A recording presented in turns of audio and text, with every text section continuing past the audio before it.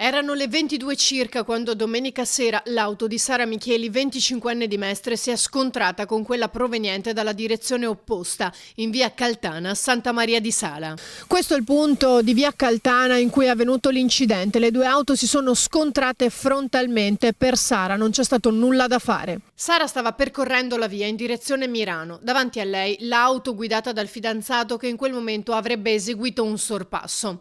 La ragazza l'ha seguito, ma mentre lui sarebbe riuscito a rientrare nella corsia, la 25enne si è trovata davanti l'auto che sopraggiungeva dalla direzione opposta con 3 ragazzi a bordo che per cercare di evitare l'impatto hanno carambolato finendo nel fossato.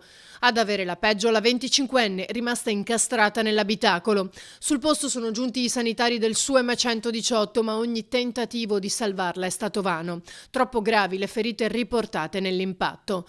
Poco dopo sono arrivati anche i carabinieri che hanno eseguito i rilievi per ricostruire la dinamica dell'incidente. Ferite lievi per i 3 ragazzi a bordo dell'altra auto trasportati all'ospedale di Dolo. Hanno una prognosi di 8 giorni.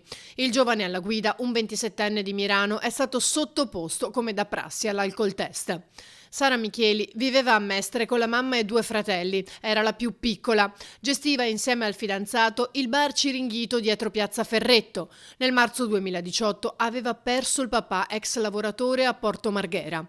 Non è la prima volta che in via Caltana qualcuno perde la vita. Poco distante, al luogo dove è morta Sara, solo 3 mesi fa aveva perso la vita Lucia Tornabruni.